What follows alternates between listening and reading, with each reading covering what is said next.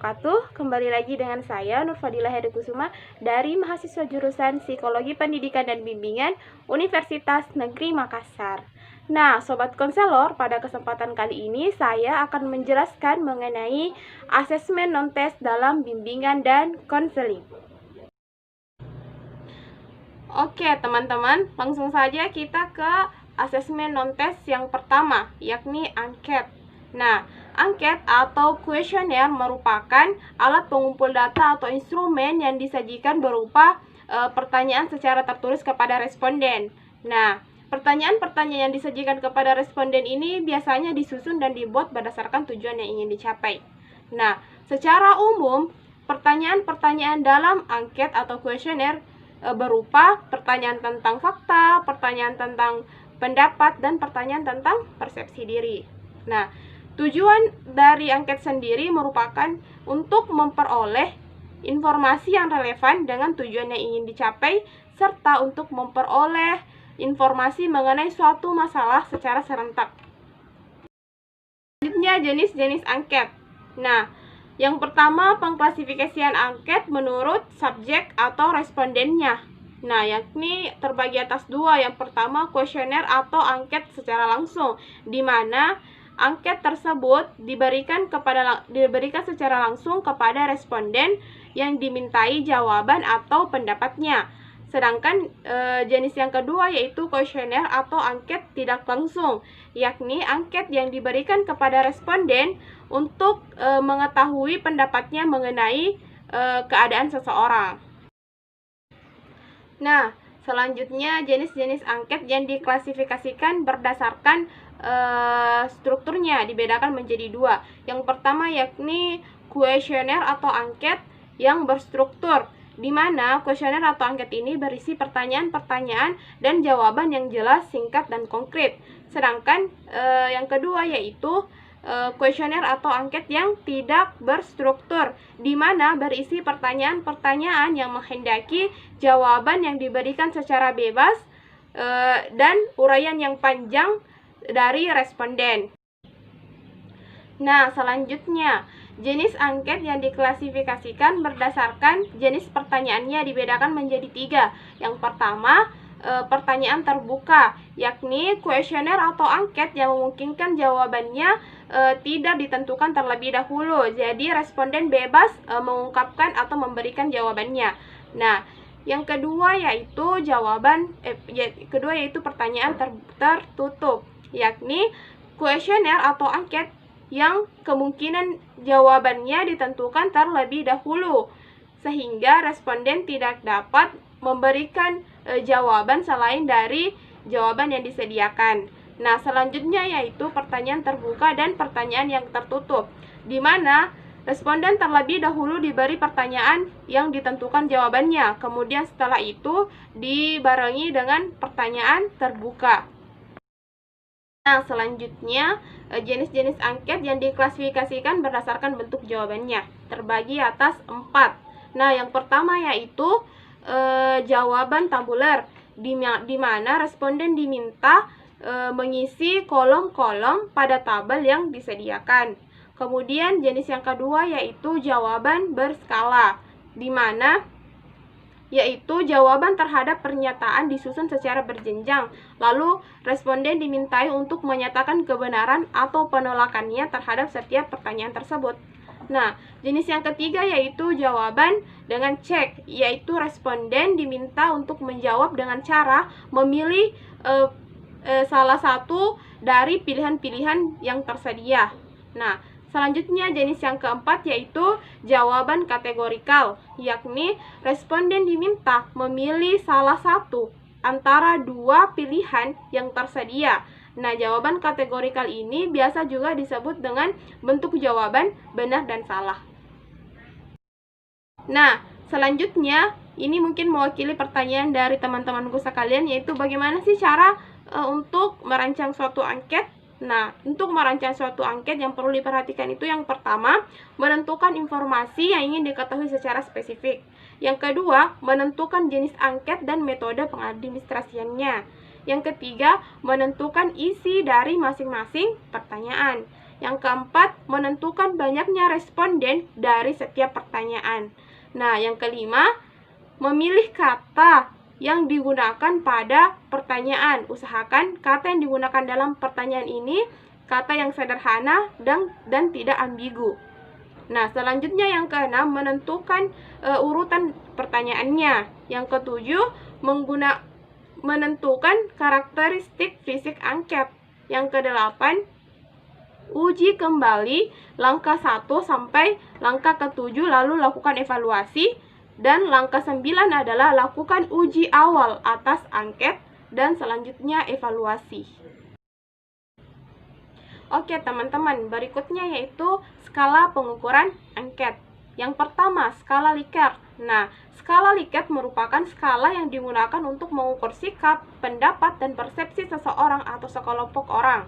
Nah, jawaban setiap item dari skala Likert ini mempunyai gradasi dari yang sangat positif sampai yang sangat negatif. Contohnya, sangat setuju, setuju, ragu-ragu, tidak setuju, sangat tidak setuju. Nah, skala pengukuran angket yang kedua yaitu skala Goodman, di mana tipe skala pengukuran ini adalah jawaban-jawaban yang tegas, yaitu ya tidak, benar salah, pernah tidak pernah, positif negatif, dan sebagainya. Nah, selanjutnya yaitu skala rating, yakni dengan skala rating, data mentah yang didapatkan berbentuk angka, selanjutnya ditafsirkan dalam bentuk pemahaman kualitatif. Contohnya, seberapa baik data ruang kerja yang ada di Bank Umum Syariah atau X. Berilah dengan angka 4 bila tata ruang itu sangat baik, berilah angka 3 bila tata ruang itu cukup baik, berilah angka 2 bila tata ruang itu kurang baik, dan berilah angka 1 jika tidak baik. Nah, ini adalah contoh dari skala rating. Nah, selanjutnya yaitu skala sistematik diferensial, yakni skala yang digunakan untuk mengukur sikap, hanya bentuknya tidak pilihan ganda atau checklist. Nah, skala ini disusun dalam satu garis kontinu dengan jawaban sangat positif yang terletak di sebelah kanan dan jawaban yang sangat negatif yang terletak di bagian kiri garis atau sebaliknya, sehingga jawaban yang diperoleh atau data yang diperoleh dari skala sistematik diferensial ini berupa kurva. Oke teman-teman, kita melangkah ke asesmen non-tes yang kedua, yakni wawancara. Nah, wawancara atau biasa disebut dengan interview merupakan percakapan antara dua orang atau lebih, bahkan sekelompok orang yang berlangsung antara narasumber dan pewawancara dengan tujuan-tujuan tertentu dan untuk memperoleh informasi. Nah, adapun tujuan dari wawancara secara umum yaitu untuk memperoleh informasi yang akurat dari narasumber dengan menyampaikan beberapa pertanyaan-pertanyaan kepada narasumber. Selanjutnya mengenai ragam wawancara. Yang pertama, wawancara terstruktur, yakni wawancara terstruktur hampir sama dengan kuesioner, hanya saja responden tidak menuliskan jawabannya secara langsung.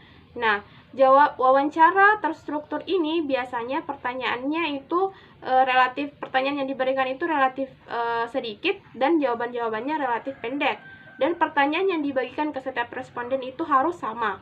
Kemudian yang kedua yaitu wawancara tidak terstruktur, di mana wawancara ini mengacu pada jenis wawancara di mana peneliti mengajukan pertanyaan yang sifatnya umum dan dengan jumlah yang minimal. Nah, pertanyaan ini hanya berupa topik umum untuk membantu memfokuskan responden, diikuti dengan proses mendengarkan tanpa melakukan terlalu banyak interupsi pada responden. Oke, selanjutnya yaitu wawancara kelompok, yakni wawancara yang terdiri dari serangkaian pertanyaan, biasanya 10-20 pertanyaan yang dimaksudkan untuk memfasilitasi diskusi dan memantik pendapat dari sekelompok kecil orang. Nah, selanjutnya yaitu wawancara semi terstruktur, yakni biasanya bersifat kualitatif. Wawancara ini terdiri dari batang pertanyaan yang dapat direspon secara bebas. Kemudian diikuti pertanyaan lanjutan dan bersifat menyelidik atau probe berdasarkan rencana pertanyaan atau jawaban yang muncul dari tanggapan peserta. Nah, selanjutnya yaitu bagaimana sih cara merencanakan wawancara? Nah, yang pertama yaitu yang harus diperhatikan yakni menentukan pertanyaannya. Nah, yang kedua yaitu menentukan lama wawancara dan jumlah responden yang ingin diwawancarai atau jumlah narasumber. Nah, selanjutnya yang ketiga yang perlu diperhatikan yaitu memilih responden. Selanjutnya, langkah pengadministrasian pedoman wawancara. Yang pertama yaitu tahap persiapan. Yang perlu diperhatikan yakni penentuan topiknya, penentuan variabelnya, penentuan indikatornya, penentuan prediktornya, yakni menentukan kriterium dari sangat tinggi, cukup tinggi, sedang atau cukup, dan rendah. Lalu penyusunan pernyataan atau item. Nah, pada tahap kedua yaitu tahap pelaksanaan, yakni mempersiapkan pedoman wawancara, menetapkan kapan dan di mana dilakukannya wawancara, dan merekap hasil dari wawancara. Tahap ketiga yakni tahap analisis, yakni mengelompokkan variabel yang akan ditabulasi. Lalu penyokoran jawaban, dan selanjutnya kesimpulan dan penginterpretasian hasil. Selanjutnya yaitu mengenai asesmen non-tes dalam bimbingan dan konseling yang ketiga yakni observasi. Nah, observasi di sini merupakan suatu proses sistematis untuk merekam pola perilaku manusia, objek, atau kejadian-kejadian tanpa menggunakan pertanyaan ataupun berkomunikasi dengan subjeknya secara langsung. Nah, observasi ini merupakan proses mengubah fakta atau realita menjadi sebuah data. Nah, observasi biasanya bertujuan untuk mendeskripsikan setting yang terjadi, aktivitas-aktivitas yang berlangsung, orang-orang yang terlibat dalam kejadian-kejadian tersebut, dan makna kejadian yang dilihat dari perspektif mereka yang terlibat dalam kejadian yang diamati. Nah, adapun jenis-jenis dari observasi yakni observasi sistematik, observasi eksperimental, observasi natural, observasi unobtrusif, dan observasi formal. Adapun observasi yang dibedakan menurut peranan observer yakni observasi partisipan dan non-partisipan. Nah, berikutnya yaitu mengenai cara merancang observasi. Nah, di sini ada 5 langkah dalam merancang observasi. Yang pertama, kita harus menyusun pedoman pengamatan. Kemudian yang kedua, kita harus menentukan atau membuat format pencatat hasil pengamatan, entah itu menggunakan alat pencatat anekdot ataupun alat pencatat skala penilaian. Nah, kemudian yang ketiga yaitu melakukan uji coba terhadap pedoman pengamatan. Kemudian yang keempat yaitu pelaksanaan pengamatan, dan yang kelima yaitu merupakan analisis hasil dari pengamatan. Dalam observasi di sini ada 2 alat pencatat observasi. Yang pertama yaitu anekdot, di mana catatan anekdot ini merupakan alat pencatat pengamatan yang dapat digunakan untuk menggambarkan atau mendeskripsikan tingkah laku atau ucapan yang didengar dari individu atau kelompok yang diamati pada suatu konteks kejadian dalam situasi seperti apa adanya. Sedangkan skala penilaiannya itu dapat berupa penilaian numerik, skala penilaian grafis, dan daftar cek. Nah, teman-teman, selanjutnya kita beralih ke asesmen non-tes dalam bimbingan dan konseling yang keempat yakni sosiometri. Nah, sosiometri ini merupakan suatu metode pengumpulan data untuk mengetahui struktur hubungan antara individu-individu dalam suatu kelompok. Nah, tujuan dari teknik sosiometri ini yaitu untuk menggali data tentang pola hubungan antar pribadi yang dapat mengindikasikan kualitas tertentu, serta mendeteksi perilaku sosial yang inkongruens, sehingga kesehatan mental individu dapat diidentifikasi. Nah, teman-teman, adapun jenis-jenis pengukuran yang bisa digunakan dalam sosiometri ini ada dua. Yang pertama yaitu kriteria khusus, yaitu mengukur sikap perasaan terhadap anggota lain dalam kelompok atau dalam situasi tertentu. Misalnya, teman yang bisa diajak bekerja sama atau teman yang bisa diajak diskusi. Nah, yang kedua yaitu kuesioner, yakni mengukur sikap dan perasaan terhadap anggota lain tetapi bukan dalam situasi khusus. Nah, teman-teman, selanjutnya yaitu syarat-syarat dalam pengoperasian sosiometri. Yang pertama yaitu setiap anggota kelompok harus mengetahui situasi, kriterium, atau aktivitas khusus yang menjadi tema dalam pengukuran sosiometri. Kemudian yang kedua yaitu tentunya setiap anggota kelompok itu harus saling mengenal terlebih dahulu. Kemudian yang ketiga yaitu semakin dewasa usia individu yang diukur menggunakan sosiometri, maka hasilnya akan semakin reliable atau konsisten dan valid atau sesuai kriteria.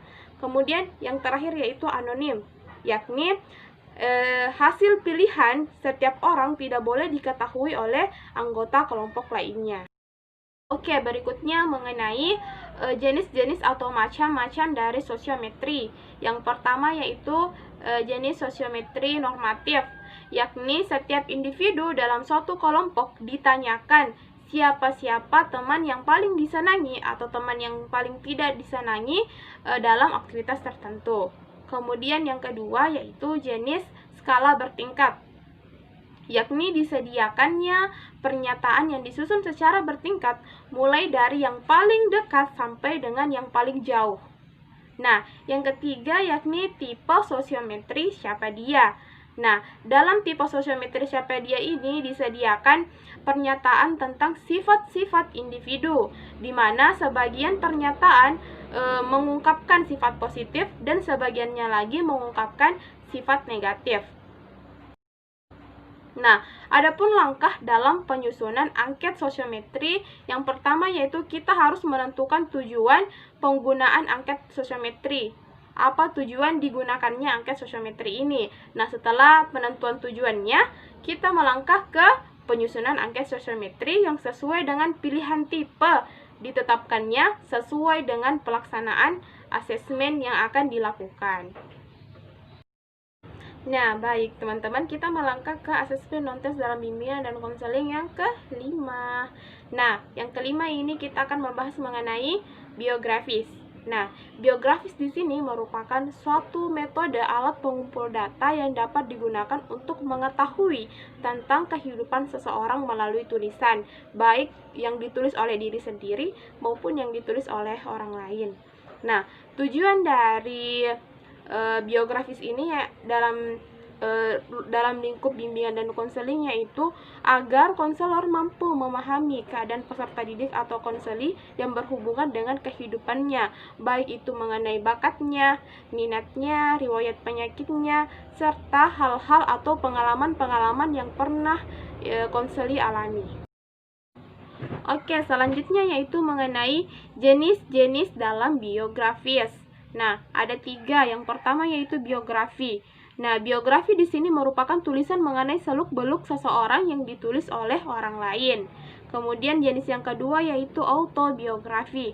Nah, autobiografi ini adalah tulisan mengenai seseorang atau gambaran tentang seseorang mengenai kejadian-kejadian yang dialami dalam hidup seseorang tersebut yang ditulis oleh dirinya sendiri. Kemudian yang ketiga yaitu buku harian. Nah, buku harian ini merupakan catatan kejadian yang mengesankan yang kita alami dalam sehari-hari, dalam kehidupan sehari-hari.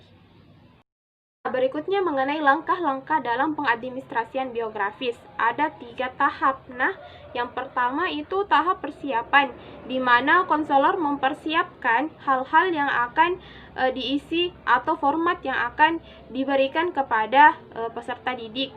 Kemudian yang kedua yaitu tahap pelaksanaan, di mana setelah format yang disiapkan tadi dibagikan kepada peserta didik, konselor bertugas untuk menjelaskan mengenai tata cara atau prosedur mengisi format yang dibagikan.